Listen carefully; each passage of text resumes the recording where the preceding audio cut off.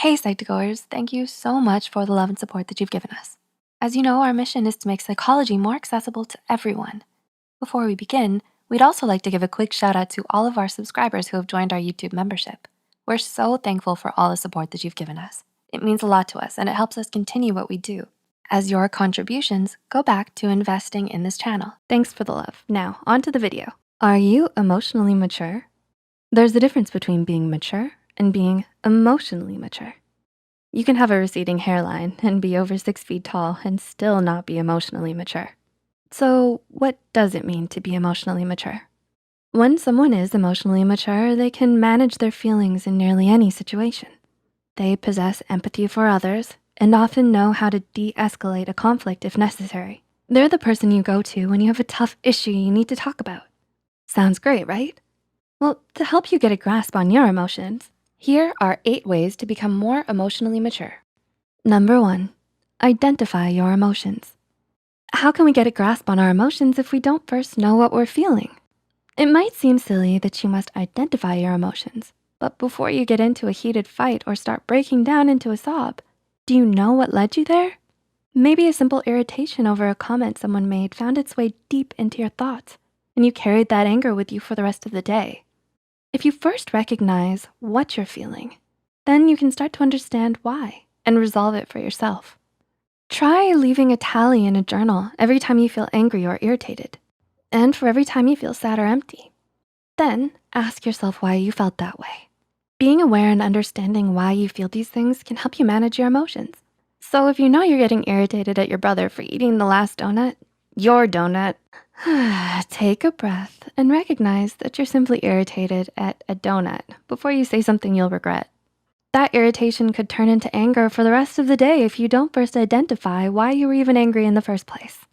Now recognize your anger and acknowledge it. Remind yourself that your feelings are valid, but you don't have to act on them. Number 2, take responsibility. Have you ever denied something just because you didn't want to admit you were wrong? Sometimes reality can be hard to face, but it's more mature to take responsibility for our actions instead of brushing them away. If we simply ignore that we were wrong during an argument or don't take action on things that are our responsibilities, we can never learn and grow from our mistakes. Being aware, holding yourself accountable, recognizing you were wrong, and learning from your mistakes shows that you're emotionally mature. Not only that, next time you're in the same situation, you won't make the same mistake twice. Number 3, find a role model. If you struggle with how quickly you react negatively in stressful situations, try looking towards someone you admire as a guide. What would they do? If someone you admire acts in an emotionally mature and positive way in tough situations, it's great to use them as a role model. Like Mother Teresa. What a role model. It's important to, of course, not lose track of who you are. You don't wanna become your role model and lose yourself. You just wanna learn how they handle situations so well. Maybe they have a great work ethic that you admire. Try it out. How do they handle negative feedback? Calm and smoothly? Worth a try. So next time you're in a tough situation, think, what would Mother Teresa do? Number 4, keep a thought diary. Do you suffer from negative thoughts? Are you constantly discouraging yourself? Do you point out your flaws every time you look in the mirror or complete a project? It's important to our mental health that we work towards having positive thoughts as opposed to negative ones.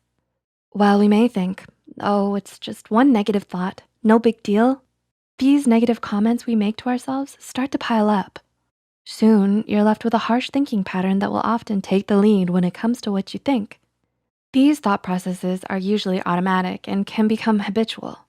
We don't wanna think of ourselves or others in a negative light, but negativity can find a way inside of our minds. A good way to think positive is to practice cognitive reconstructuring. This can be done by keeping a thought diary. Write down what you feel every day. What were some thoughts that raced through your mind? What did you stress about? Was it worth it? What are some alternative ways to look at the situation? Our worry can be valid, but when we open up our diary and see the same thoughts take up our day over and over, we may realize they weren't worth worrying about at all. When we recognize this, we can start to move on and come up with practical solutions on how to resolve our stress and negative thoughts. We can always counteract the negative thoughts by writing a positive one beside it as well. Number 5, Learn to be open-minded. Emotionally mature people understand they don't have all the answers. That's why it's best to open our minds to other perspectives besides simply our own. We may have a strong opinion on certain subjects, but it doesn't hurt to actively listen to another's opposing opinion instead of thinking about ways we can persuade them that they're wrong. It's best not to judge someone or something right away. If we learn to be open-minded, even with the little things, we give ourselves the chance to try something new. We can enjoy different films or literature we might not have thought was our taste, try a unique recipe, and most importantly, hear others out. We may learn something from listening to another's perspective, and we may realize we were wrong. We can still choose our opinions in the end, but this is after we've listened with an open mind to the other's beliefs or arguments. Even if we don't agree, we may understand them a little bit more, and that can be powerful. As our role model, Mother Teresa, has advised, if you judge people, you have no time to love them. Number 6, embrace reality. Do you often beat yourself up because of your circumstances and your flaws? Remember negative thoughts? Do they spend a lot of time dwelling on your reality instead of dwelling on your flaws or even suppressing them? Accept and embrace them. This is your life. Instead of ignoring your struggles, find a way to be at peace with them. If you can change it, work towards change. If you can't, embrace who you are, where you are, and work towards what will make you smile. Embracing this will not only give you clarity to move forward, but peace as well. Mother Teresa's wise tips on peace? Peace begins with a smile. Number 7, pause and be patient. Have you ever been in a heated argument and said something you didn't mean and later regretted it? This is likely because we act on impulse when upset. If we take a moment to pause and reflect, we can then begin to say what we really mean. Simply expressing how we feel and why can turn a situation around by not only making the other person understand you, but yourself as well. Choose to pause in a stressful or confusing situation to give yourself the option to consciously choose how you want to react. It will only lead you on the path to emotional maturity. And number 8, live in the present. Dwelling on the past can cause us sadness and regret. Dwelling on the future, don't even get me started on how stressful. So, while we can learn from our past and make choices for our future, we need to learn to live in the present. If we're present and make conscious decisions, we're less likely to react negatively or fall into old habits. Being present is powerful. It's the only moment we can act, choose, experience, and enjoy if we allow ourselves to. We can't change the past, and we can't jump to the future. So why waste the precious time we have dwelling upon them? Life is happening now, as we speak, in front of you. And as Mother Teresa would say, yesterday is gone. Tomorrow has not yet come. We have only today. Let us begin. So, are you emotionally mature? Did you find these tips helpful? Let us know which one of these tips you'll follow in the comments below.